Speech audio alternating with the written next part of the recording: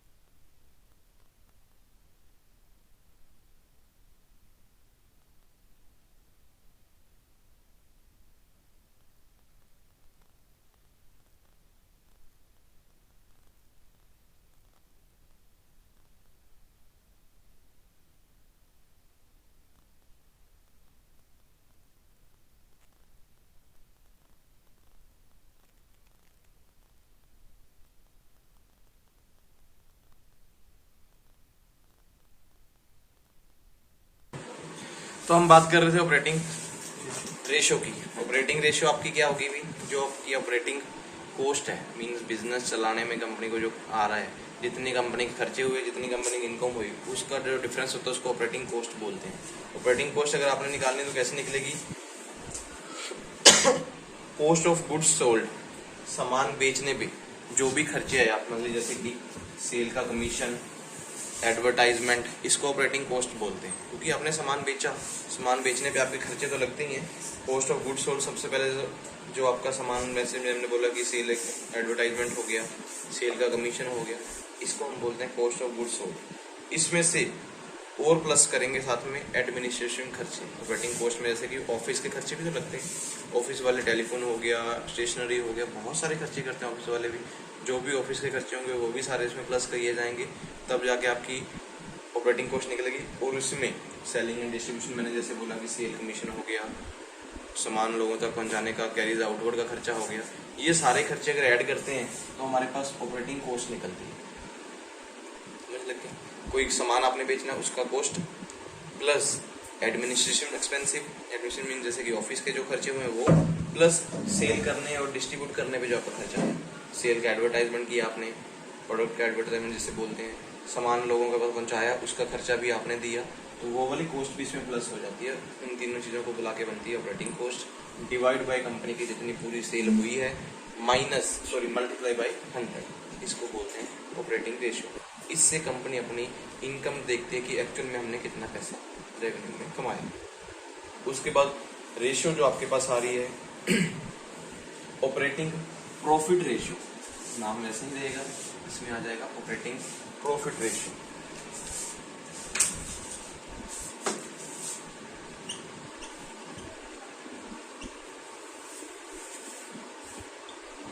अभी operating profit ratio कैसे निकालेंगे? ऑपरेटिंग प्रॉफिट रेशियो होते भी कंपनी ने कोई जो बिजनेस में जो भी खर्चे हुए उसमें प्रॉफिट को देखने हैं, इसमें सबसे पहले जहाँ पे हम लिख रहे थे ऑपरेटिंग कॉस्ट, यहाँ पे लिख लेंगे operating profit divide by net cell multiply by 100। अब बात आती है कि ऑपरेटिंग प्रॉफिट निकलेगा कैसे। ऑपरेटिंग प्रॉफिट होता है कि net cell minus operating cost.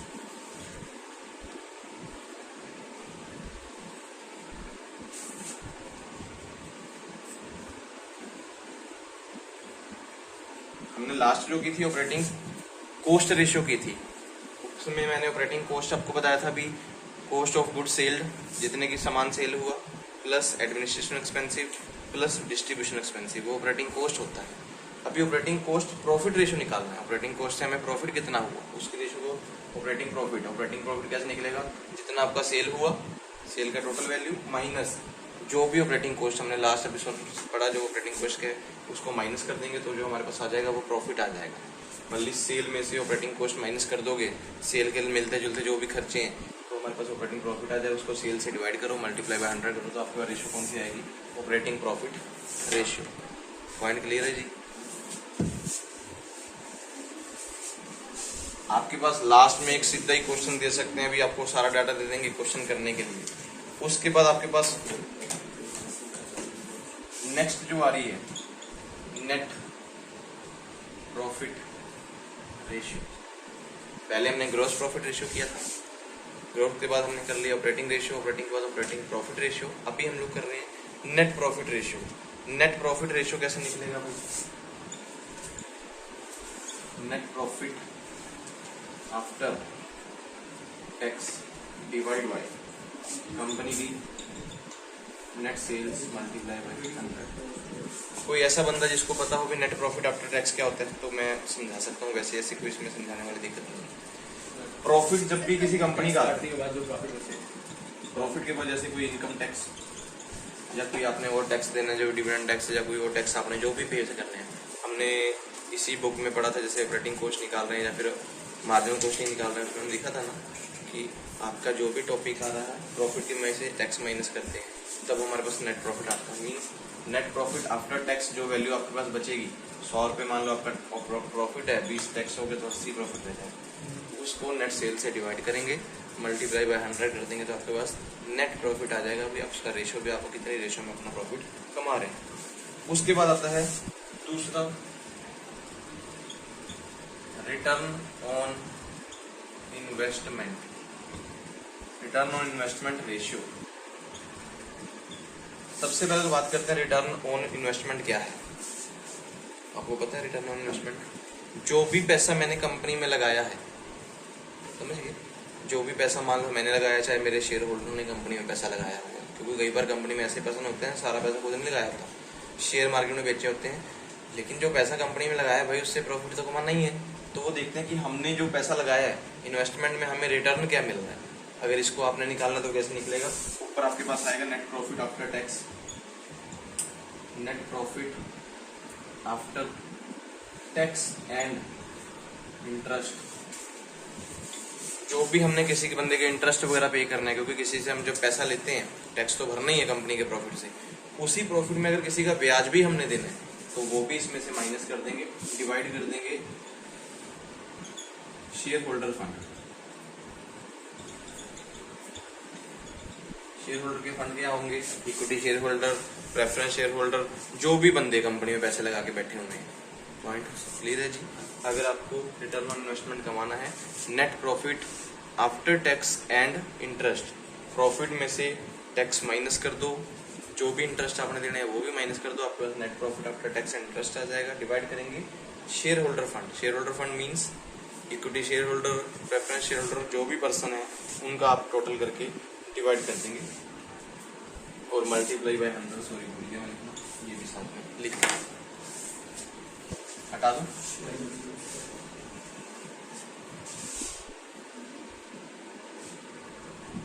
Margin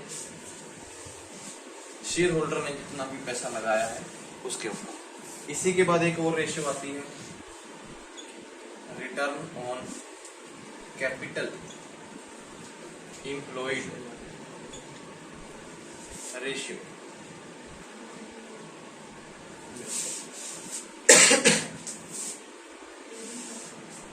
return on capital employed means company में जितना भी कैपिटल का पैसा हमने लगाया, कोई फिक्स एसेट खरीदी है या कुछ भी हमने खरीदा हुआ है, वो सारा आपको उससे क्या रिटर्न मिल रहा है उसको बोलते हैं मीन्स प्रॉफिट और रिटर्न में सॉरी जो प्रॉफिट आता है और जो शेयर होल्डर का फंड होता है उनमें जो डिफरेंस आता है उसको रिटर्न ऑन कैपिटल फंड बोलते हैं।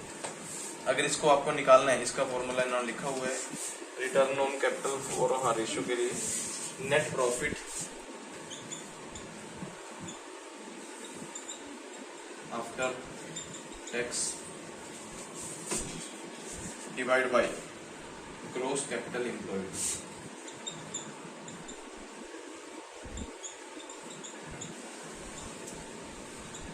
Multiply by net profit after tax तो सबको पता है, कोई ऐसा पर्सन जिसको ना पता हो। ग्रोस नेट प्रॉफिट तो पता ही है ना, जितना हमारे पास ग्रोस प्रॉफिट है उसमें से जो भी हमारे खर्चे हैं माइनस कर लेंगे, टैक्स वगैरह भी पे कर लेंगे, वो नेट प्रॉफिट हमारे पास आ जाएगा। ठीक है, जो हमारे पास बात होती है gross capital employed. Gross capital employed का मतलब होता है कि फिक्स एसेट और करंट एसेट में हमारा जितना भी पैसा है उसको बोलते हैं। हमने बैलेंस शीट के बारे में कल बात की थी। फिक्स एसेट और करंट एसेट, जो लॉन्ग टाइम के लिए हमारे पास एसेट्स हैं उनका पैसा, जैसे कोई मशीन खरीदी है, car, building, machinery, AC, scooter, सब ये फिक्स एसेट होती है। इनमें जितना भी आपका पैसा लगा हुआ है, प्लस करंट एसेट में cash, bank, stock, closing stock जो हो गया, बैंक बैलेंस हो गया, इसके अलावा कोई debtors, bill receivable, prepaid expensive, ये सारे हमारे एडवांस खर्चे हमारे करंट एसेट होती हैं। तो उन दोनों का टोटल करेंगे तो हमारे पास ग्रोस कैपिटल एम्प्लॉयड आ जाएगा। अभी हमने इतना पैसा कंपनी में लगाया हुआ है उसको बोलते हैं ग्रोस कैपिटल एम्प्लॉयड। उसके बाद जो रेशियो हमारे पास आ रही है अर्निंग पर शेयर रेशियो।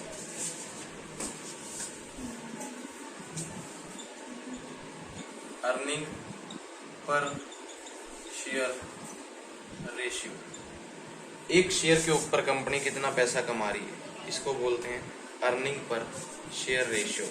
इसका फॉर्मूला नोट कर लीजिए, net profit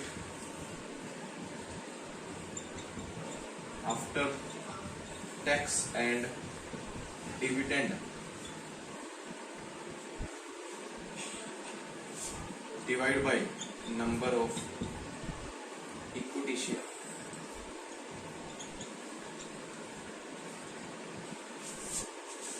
net profit after tax सबको पता है, डिविडेंड वैल्यू पता है क्या आती है। जो भी कंपनी में इक्विटी शेयर होल्डर होते हैं या प्रेफरेंस शेयर होल्डर होते हैं उनको जो ब्याज मिलता है उसका नाम होता है डिविडेंड। कंपनी ने अपने प्रॉफिट में से टैक्स भी पे करना है, डिविडेंड भी पे कर देना है, जो बच जाएगा उसको डिवाइड कर देंगे कंपनी में जितने शेयर्स हैं। मान लो 100 शेयर हैं तो 100 शेयर से डिवाइड कर देंगे तो हमारे पास अर्निंग पर शेयर वैल्यू आ जाएगी। आगे एक रेशियो और भी है डिविडेंड, नहीं हाँ करना है, सब नहीं करना भाई, लेकिन रेशियो जब भी निकालनी मल्टीप्लाई बाय 100 तो होगा ही होगा। आगे लिखिए dividend pay out ratio. Dividend pay out क्या होता है, मतलब कि जो ब्याज अपने शेयर होल्डर को दे रहे हैं उसकी रेशियो क्या है।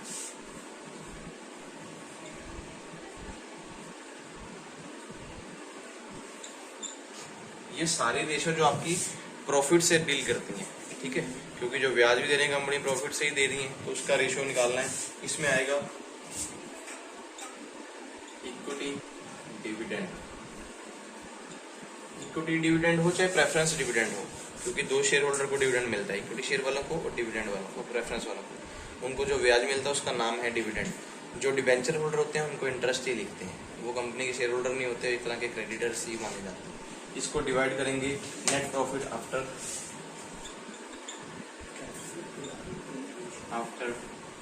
Tax and dividend multiply by 100। ये उलट हो जाता है। डिविडेंड पे आउट रेशियो निकालना है, मींस कंपनी ने कितना डिविडेंड दिया शेयर होल्डर को, उसका रेशियो निकलेगा equity dividend divide by net profit after tax and dividend multiply by 100। ये भी आपका डिविडेंड पे आउट रेशियो है। Dividend pay out ratio,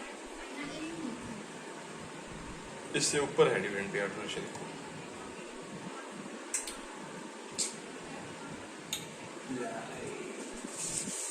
okay जी, हटा दो, मेरे को पूछ लो फोन में, बताता हूँ। बताओ क्या लिखा आपने। इसके बाद हमारे पास जो नेक्स्ट एक मेन रेशियो आ रही है उसको बोलते हैं नेट प्रॉफिट और नेट वर्थ रेशियो। ये मेन रेशियो है हमारा। नेट वर्थ निकालना हो, हमारा नेट प्रॉफिट का मतलब नेट वर्थ निकालना हो। हमने नेट प्रॉफिट रेशियो तो ऊपर कर लिया था, लेकिन नेट वर्थ निकालना हो कंपनी का तो कैसे निकलेगा। Net profit after tax divide by share holders net worth. Net profit after tax तो सबको पता है, हमें कोई इसमें बार बार बात करने की जरूरत नहीं है।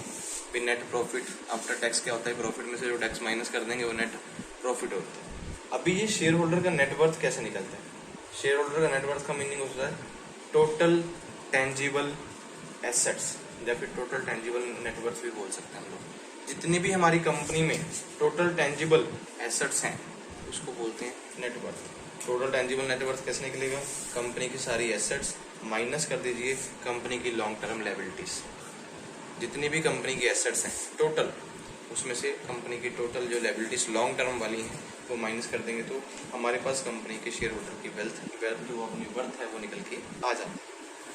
ये जितनी भी हमने रेशियो लिखी हैं ये सारी रेशियो किससे डील कर रही थी, प्रॉफिट से। पहले वाली जो रेशियो थी वो लिक्विडेशन लेवल से था, मींस कंपनी ने जो पैसा लगाया हुआ है वो किस लिक्विड फॉर्म में उनके पास आता है, इसको यूज कर सके। प्रॉफिट वाला रेशियो मींस कंपनी ने प्रॉफिट के ऊपर ग्रॉस प्रॉफिट की रेशियो, नेट प्रॉफिट की रेशियो, डिविडेंड पे आउट की रेशियो, नेट वर्थ की रेशियो, ये सारे रेशियो निकालेंगे। अगली जो हमारे पास रेशियो आएंगी वो आएंगी टर्नओवर रेशियो। टर्नओवर रेशियो समझ दो, पूरे साल में कंपनी कितनी सेल करती है उसको बोलते हैं टर्नओवर रेशियो। हाँ, रेशियो निकाल सकते हैं, आपके पास वैल्यू होती है हर एक चीज की, सब चीजों की वैल्यू दी होंगी। जो जो पॉइंट्स उसमें आते हैं रेशियो में आपको पॉइंट दिए होंगे, ये पॉइंट है, इसकी सेल इतनी है, इसका प्रॉफिट इतना हुआ, या इसका ये खर्चे इतने हैं, आपको जैसे दिया तो आपको टैक्स माइनस करके प्रॉफिट निकाल लेना है। आप उसका डाटा लीजिए, उनसे बैलेंस शीट ले लीजिए, उनका बैलेंस शीट में आपको ट्रेडिंग अकाउंट भी मिल जाएगा, प्रॉफिट एंड लॉस भी मिल जाएगा, बैलेंस शीट भी मिल जाएगी, आप उनकी सारी रेशियो निकाल सकते हो कि किस किस लेवल की कितनी कितनी रेशियो है। होगा आपके डिपार्टमेंट में, आपकी कंपनी में जरूर होगा एक पॉइंट, आप उनकी ऑनलाइन जो कंप्यूटर में जहाँ भी पढ़ी है बैलेंस शीट उसको निकाल के रेशियो निकाल के प्रैक्टिकल कर सकते हैं। तीसरा जो हमारे पास रेशियो आ रही है टर्नओवर रेशियोज। टर्नओवर रेशियो क्या होती है, मैंने नाम से पहले ही आपको क्लियर कर दिया कि कंपनी में पूरे साल की परफॉर्मेंस क्या है उसको बोलते हैं टर्नओवर। मींस पूरे साल में कंपनी कितनी सेल कर रही है और सेल कितनी जल्दी करती है उसको टर्नओवर रेशियो बोलते हैं। सबसे पहले इसमें कौन सी आएगी आपके पास, स्टॉक टर्नओवर रेशियो सबसे पहले आती है। स्टॉक टर्नओवर रेशियो क्या होती है भी, कंपनी कितनी जल्दी अपने सब स्टॉक को सेल में कन्वर्ट करती है, इसको बोलते हैं स्टॉक टर्नओवर रेशियो। बहुत सारी कंपनी होती है भी स्टॉक मंगा के रखे जाते हैं, सेल नहीं हो रहा, मींस फिनिश गुड्स में कन्वर्ट नहीं हो रहा, सेल नहीं हो रहा, तो सबसे पहले इसमें आती है स्टॉक टर्नओवर रेशियो। अगर इसको निकालना है तो सबसे पहले कॉस्ट ऑफ गुड्स सोल्ड, सामान बेचने पे हमारा टोटल कितना खर्चा है। कॉस्ट ऑफ गुड्स सोल्ड कैसे निकालोगे भी, कोई बंदा बता दे दो, कंपनी का जितना ओपनिंग स्टॉक है, जितना उन्होंने परचेज किया, प्लस इन दोनों को प्लस कर लेंगे, जितना कंपनी का सेल हुआ, मीन जो भी डायरेक्ट खर्चे मतलब डायरेक्ट खर्चे मतलब उसमें से क्लोजिंग स्टॉक माइनस कर देंगे तो कॉस्ट ऑफ गुड्स सोल्ड आ जाएगा। लिख दिया भाई मैंने उसमें ओपनिंग, सबसे पहले opening stock, purchase, direct expensive minus, ये तीनों का टोटल करना है, इसमें से माइनस कर देना है। ठीक है जी, आपके पास क्या आ जाएगा, कॉस्ट ऑफ गुड्स सोल्ड, सामान बेचने के लिए आपका इतना खर्चा लगा, डिवाइड करना है एवरेज इन्वेंट्री कॉस्ट। इन्वेंट्री तो सबको पता है, जब रॉ मटेरियल का हम ध्यान रखते हैं, मीन्स उसका रिकॉर्ड बना के रखते हैं, उसको इन्वेंट्री बोलते हैं। एवरेज इन्वेंट्री कॉस्ट कैसे निकलेगा, opening stock plus closing stock, average inventory की कॉस्ट निकाल रहे हैं हम लोग, डिवाइड बाय 2। कंपनी के पास ओपनिंग स्टॉक कितना था, पूरे साल में उन्होंने जितना स्टॉक खरीदा प्लस कर लिया, उसमें से क्लोजिंग स्टॉक माइनस कर देंगे, तो एवरेज इन्वेंट्री कॉस्ट हमारे पास आ जाएगा, तो उसको हम लोग डिवाइड कर सकते हैं 2 से। पॉइंट क्लियर हो गया जी। तो हमारे पास एवरेज इन्वेंट्री स्टॉक की कॉस्ट आ जाएगी। हटाऊं भाई। दूसरी हमारे पास स्टॉक टर्नओवर रेशियो। ये रेशियो के बाद हमारे पास आ रही है डेब्टर टर्नओवर रेशियो। पहले तो नाम से ही क्लियर हो जाना चाहिए कि डेब्टर्स क्या होते हैं। पता है भी डेब्टर क्या होते हैं? जिनको कंपनी उधार में सामान सेल करती है, उनसे पैसा कितनी जल्दी रिकवर करती है। उधार में सामान दे दिया लोगों से पैसा, जैसे टाइम पीरियड होता है 5-10 दिन, 7 दिन, 14 दिन, मैक्सिमम ज्यादा से ज्यादा 1 महीना। कोई कंपनी होगी ज्यादा टाइम पीरियड देती है, वैसे इससे ज्यादा टाइम पीरियड नहीं होता। तो इन लोगों से पैसे को कितनी जल्दी कैश में कन्वर्ट करते हैं, इसको बोलते हैं डेब्टर टर्नओवर रेशियो। इसकी फॉर्मूला है हमारे पास नेट क्रेडिट सेल। जितनी भी हम लोग उधार में सेल करेंगे डिवाइड करेंगे आप उसको एवरेज रिसीवेबल से।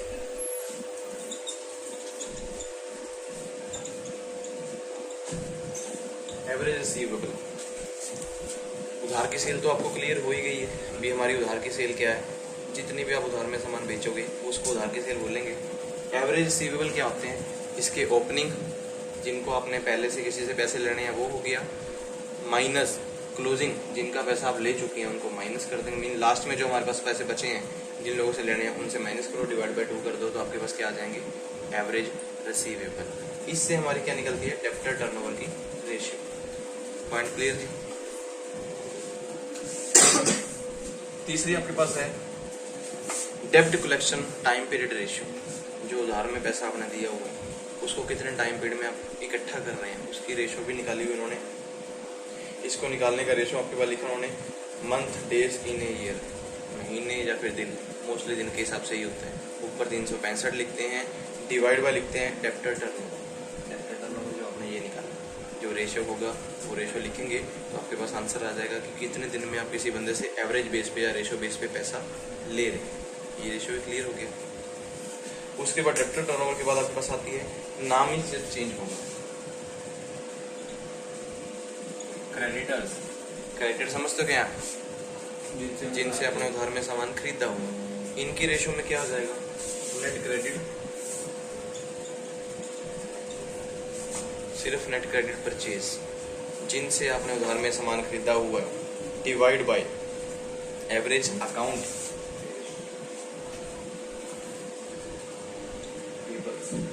ओपनिंग पेबल्स, कितने से आपने जिन लोगों का पैसा देना था क्रेडिटर का, और क्लोजिंग क्रेडिटर आपके कितने हैं, उन दोनों को आपस में माइनस करो, डिवाइड बाय 2 करो, तो आपके पास एवरेज पेबल निकल के आ जाएगा। हाँ जी, opening payable plus closing payable divide by 2। तो एवरेज निकालने के लिए जिनके पैसे देने आपने उधार में पैसे जिनसे खरीदे, उधार से सामान जिनसे खरीदा था आपने, उनकी बात कर रहे हैं। क्रेडिटर वो पर्सन होते हैं जिनसे उधार में सामान खरीदते हैं, डेब्टर वो होते हैं जिनको उधार में सामान बेचते हैं। इसी के बाद आपके पास आ रहा है वर्किंग कैपिटल टर्नओवर रेशियो। नाम ही चेंज हो गया।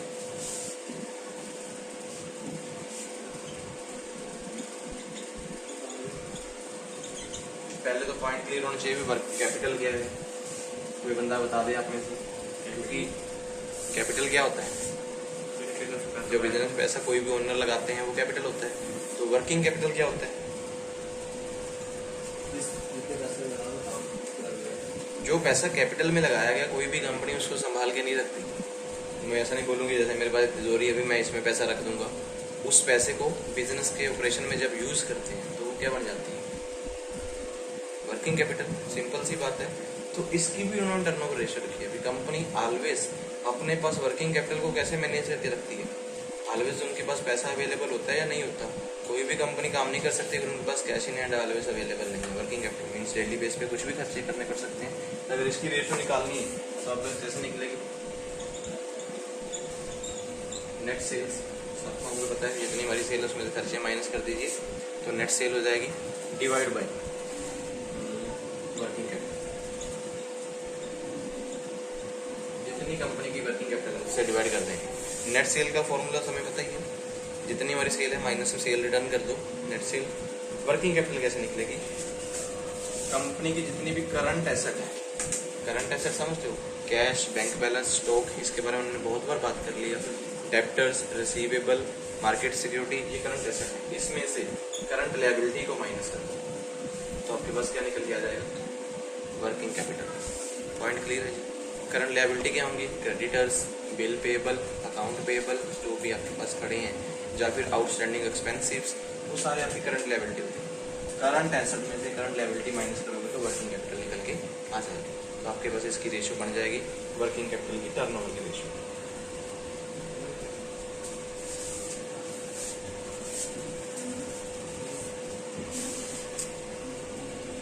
इसके बाद रेशियो आपके पास आ रही है fix asset turnover ratio. Fixed asset turnover ratio, fixed asset turnover ratio का मतलब क्या होता है? जो कंपनी के पास फिक्स एसेट होती हैं उनकी इफेक्टिवनेस को जानने की जब कंपनी बात करती है, भी जो हमारे पास फिक्स एसेट है उनको कितना टाइम हम लोग यूज़ करते हैं, कब जाके उनकी सेल कर देते हैं। कई कंपनी ऐसी होती हैं बार बार खरीदती हैं, एसेट बेचती चली जाती हैं, भी नहीं सूटेबल। हम लोग ऑलवेज, मैंने आज ये फर्नीचर ही खरीदा है, जब मान लो मैंने एसी ही लगाया है, मैंने इसकी टर्नओवर रेशियो भी निकालनी है, क्या मुझे इसका कोई बेनिफिट नज़र आ रहा है? मैंने ऐसे तो नहीं लगा लिया कि इसका बस मेरे ऊपर बर्डन ही है, खर्चा ही है। इसके लिए फिक्स एसेट की टर्नओवर रेशियो निकाली जाती है। इसको अगर आपको निकालना है, कॉस्ट ऑफ गुड्स सोल्ड, सामान बेचने पे जो खर्चा आएगा, कि कॉस्ट ऑफ गुड्स सोल्ड कैसे निकलती है? हमने शायद पहले कर लिया। कॉस्ट ऑफ गुड्स सोल्ड कैसे निकलेगी? Cost of goods sale plus administration expensive plus sales and distribution expensive, वो कॉस्ट ऑफ गुड्स सेल होगी। इन सभी खर्चों को प्लस कीजिए, डिवाइड कर दीजिए कंपनी की टोटल फिक्स एसेट, जितनी भी कंपनी की फिक्स एसेट है। फिक्स एसेट क्या होती है? जो हम बिजनेस में लॉन्ग टाइम के लिए यूज़ करते हैं, furniture, AC, scooter, car, generator, ये सारा कुछ कंपनी का फिक्स एसेट होता है, जिनको कंपनी बार बार बेचती नहीं है, एक बार खरीद लिया। इनके बिना कंपनी का काम नहीं चल सकता। फर्नीचर ना होगा तो कौन बंदा आएगा? हम एग्जांपल बोले, हमारा इंस्टीट्यूट है, ये हमने फर्नीचर रखा है, टेबल, चेयर, सब कुछ है। अगर ये होंगे ही नहीं तो आप लोग क्या पढ़ने आएंगे? नहीं आएंगे ना। मैं बोलूँ कि आके दरियों में बैठ जाओ तो काम नहीं चलने वाला। पुराना टाइम था, अभी दरियों में बैठ के स्कूल में पढ़ा देते थे। हमारे लिए हमारी फिक्स एसेट क्या हो गई? यही हो गई कि जो हमारे लिए फर्नीचर आपके लिए रखा हुआ है, एसी लगाए हुए हैं, टेबल चेयर्स हैं, या फिर फैन चल रहे हैं, ये सारी फिक्स एसेट है हमारे लिए। बिल्डिंग भी फिक्स एसेट है। तो इसमें हम लोग नेटवर्थ देखेंगे कि हमें इसका बेनिफिट हो रहा है ये सारे फिक्स एसेट लगाने का। अगर बेनिफिट हो रहा है तो हम उसमें रेशो देते हैं। अभी फिक्स एसेट अगर जुड़ता है तो और भी चीज़ें लगा सकते हैं। अगर रेशो हमारी सही नहीं आ रही तो हम बोलेंगे हमें इसका कोई बेनिफिट नहीं। इसी में भी कंपनी जो है ऑलवेज अपना प्रॉफिट कर रहा होगा देखती है। लास्ट में आता है कैपिटल टर्नओवर रेशियो।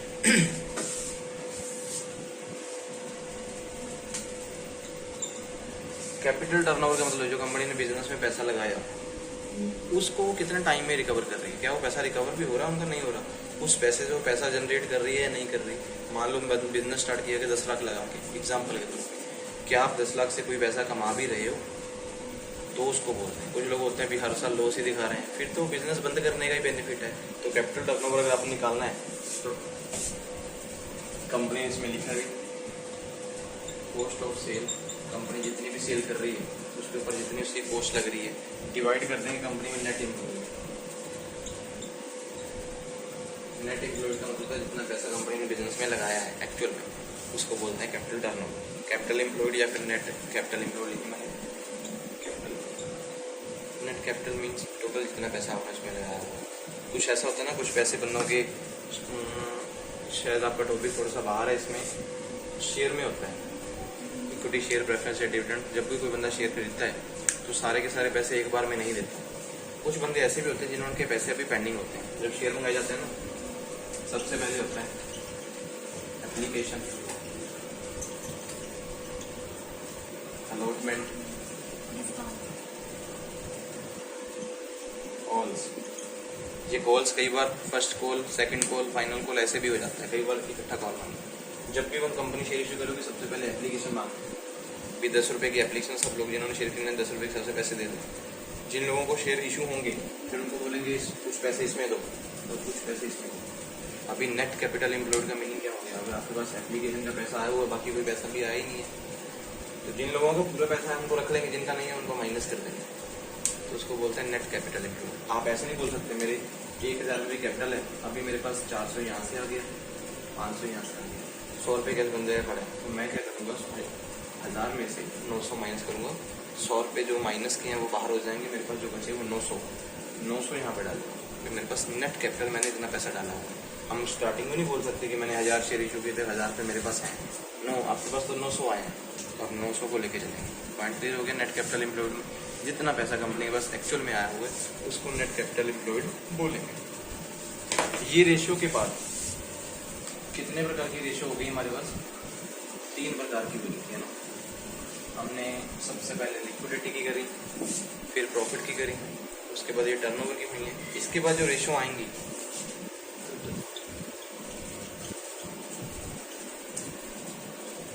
सोलवेंसी। सबसे पहले बात करते हैं कि सोलवेंसी क्या होता है। क्या होता है सोलवेंसी? कोई भी ऐसी कंडीशन ना हो कंपनी को दिवालिया घोषित करना पड़े, मीन्स कंपनी के पास कभी भी कैश माइनस में ना जाए। ये अकाउंट्स का सबसे बड़ा रूल है। आप किसी भी कंपनी में काम कर रहे हैं, कभी भी कैश इन हैंड माइनस में नहीं होना चाहिए। अगर कहीं पर भी आपका कैश माइनस में शो हो रहा है तो आपको उसको एडजस्ट करना पड़ेगा। बाय द वे कभी ऑडिट हो गया या गवर्नमेंट चेकिंग करने आ गई, जैसे गवर्नमेंट कई बार होता है ना, किसी कंपनी में रेड चल जाती है, तो रेड में उन्होंने आगे आपके अकाउंट्स को सबसे पहले यही चीज़ चेक करनी है कि आपका कैश इन हैंड माइनस में तो नहीं है। ऑलवेज आपकी जेब में, पॉकेट में पैसा होना चाहिए। जैसे हमारी जेब में कई बार ऐसी कंडीशन आ जाती है नहीं है पैसे, कंपनी की जेब में भी ऑलवेज पैसे होने चाहिए। अकाउंट्स में शो होना चाहिए कि माइनस में कभी कैश नहीं चाहिए। अकाउंट्स में अगर माइनस में कैश होता तो रेड लाइट से ब्लिंक होने लग जाता है, भी माइनस में कैसे होगा। आपको कहीं ना कहीं से कैश का एंट्री उसमें डालना पड़ेगा ताकि आपके पास ऑलवेज पैसा शो हो। इस रेशो को बोलते हैं सोलवेंसी रेशियो। भी कभी कंपनी ऐसी कंडीशन में ना जाए उसको दिवालिया घोषित होना पड़े कि उसके पास पैसे नहीं है। इस रेशियो को भी बरकरार करने के लिए कंपनी अलग अलग रेशियो बनाती है। सबसे पहले डेब्ट इक्विटी रेशियो। डेब्ट इक्विटी रेशियो का मतलब होता है कि कंपनी ने जो भी एक्सटर्नल या इंटरनल बेस पे जो पैसा किसी का लेन देन है उसकी रेशियो बना के चलती है। इक्विटी शेयर और डिवेंचर की रेशियो। इसमें रेशियो क्या करती है कंपनी में? एक्सटर्नल इक्विटी और इंटरनल इक्विटीज, बाहर के लोगों का कितना पैसा है और अंदर के लोगों का कितना पैसा, उनको आपस में डिवाइड कर देगी। इस रेशियो को बोलते हैं डेब्ट इक्विटी रेशियो। या फिर सिंपल से वर्ड में बोलें, मैं एग्जांपल बोलूं, डेब्ट इक्विटी रेशियो उन्होंने बनाई कैसे है? Outsiders fund divide by share holders fund.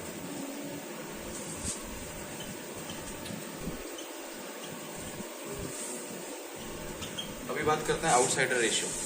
Outsider fund क्या होते हैं? आउटसाइडर फंड होते हैं जो कंपनी के बाहर के लोगों के, जैसे क्रेडिटर के पैसे देने हैं, किसी लोन वाले के पैसे देने हैं, ये सारे आउटसाइडर फंड होते हैं जो कंपनी यूज़ कर रही होती है। शेयर होल्डर फंड क्या होते हैं? जिन्होंने कंपनी में पैसा इन्वेस्टमेंट किया होता है।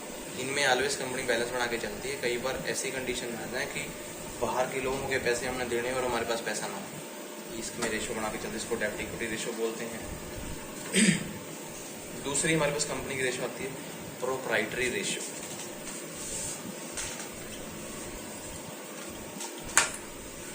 अभी बात करते हैं प्रोप्राइटरी रेशियो। प्रोप्राइटर क्या होते हैं? कंपनी के ओनर ही होते हैं, जिन्होंने कंपनी में पैसा लगाया होता है, उनकी भी रेशियो निकालती है कंपनी। उसमें आता है share holder fund. Share holder समझ गए, कोई इक्विटी वाले, डिवेंचर वाले, कोई भी, और इसको कंपनी टोटल एसेट्स मेजर करती है। क्योंकि जो भी बंदे शेयर होल्डर कंपनी में पैसा लगा के बैठते हैं उनको ऑलवेज ये होता है कि कंपनी के पास एसेट्स होनी चाहिए। कल को कंपनी बिके तो हम कंपनी की एसेट्स को तो रिकवर कर लें।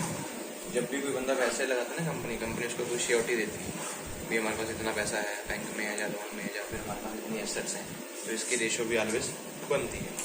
उसके बाद आती है हमारे पास सिर्फ एक रेशियो लास्ट में बची है, डेब्ट सर्विस रेशियो। डेब्ट सर्विस मीन्स कंपनी हमारे पास उधार में पैसा लेके बैठी हुई है, उसमें सर्विस में कौन से पैसे देने वाली है। इसमें आता है net profit before income tax and कोई भी इंटरेस्ट। कभी अभी कंपनी ने कोई भी किसी को प्रॉफिट में से कोई हिस्सा नहीं दिया, ना किसी को इंटरेस्ट दिया, ना किसी को टैक्स दिया, उसको डिवाइड करते हैं वो लोग फिक्स इंटरेस्ट चार्जेस। जितने भी कंपनी ने फिक्स इंटरेस्ट पैसे देने होते हैं लोगों के, उससे उसको मल्टीप्लाई बाय 100 करेंगे तो कंपनी की सर्विस रेशियो निकल के आती है। तो हमने जो इस टॉपिक में रेशियो कवर की हैं 4 प्रकार की हैं, लिक्विड, प्रॉफिट, उसके बाद हमने टर्नओवर, लास्ट में सोल्वेंसी। इन रेशो से आपको प्रैक्टिकल क्वेश्चन आ सकता है, ऐसा नहीं कि नहीं आ सकता। मे भी शायद आपके बुक के पीछे दिए भी हों क्वेश्चन, सारी चीज़ें लिखी होंगी, आपको उसको समझ के वो रेशो निकालनी है। कोई ऐसा प्रैक्टिकल क्वेश्चन हम देखेंगे कल वाली क्लास में, जहाँ जस्ट उसको कर लेंगे।